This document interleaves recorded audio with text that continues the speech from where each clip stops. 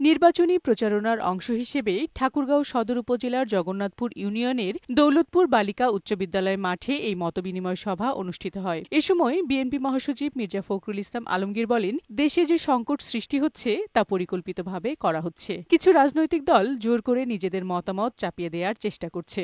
জনগণ এসব বোঝে না, তারা ভোট দিয়ে নিজেদের জনপ্রতিনিধি তৈরি করতে চায় বলেও জানান তিনি। একটা দল বলতেছে যে গণভোট হতে হবে নির্বাচনের আগে, তাই না? কয়েকটা দল। আর আমরা বলছি নির্বাচনের গণভোট দিয়ে হয় নির্বাচনের দিনেই হবে। আমি চাই যে আপনারা এবার আমাকে ধানের শীষে ভোট দিয়ে আমাকে কাজ করার সুযোগ দিবেন।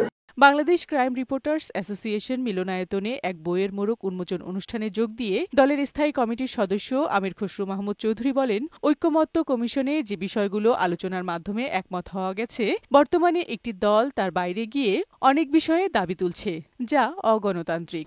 যতটুকু ঐকমত হয়েছে তার বাইরে এখন আরো বেশি অনৈক্য সৃষ্টি হচ্ছে এবং অনৈক্য সৃষ্টিকারীরা ঐকমতে বিশ্বাস করে। আগামী নির্বাচনের আগে যতটুকু ঐকমতে আমরা পৌঁছেছি তার বাইরে যাওয়ার কোন সুযোগ নেই। কেউ যদি আপনার তাদের নিজস্ব ভাবনা চিন্তা অন্যদের উপর চাপিয়ে দিতে চায়, এটা ঐকমত।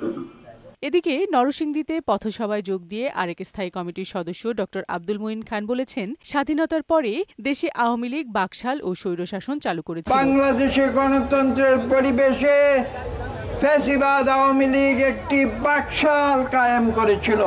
আমরা নতুন করে উদ্ভাসিত করতে চাই, বিশ্বের সামনে আমরা দেখিয়ে দিতে চাই বাংলাদেশের মানুষ কোনোদিন অন্যায়কে স্বীকার করে না। রাস্তায় আন্দোলন করে কোনো কিছু সমাধান করা সম্ভব নয় বলেও জানান দলের সিনিয়র নেতারা। বিউটি সমাদ্দার, বৈশাখী সংবাদ, ঢাকা।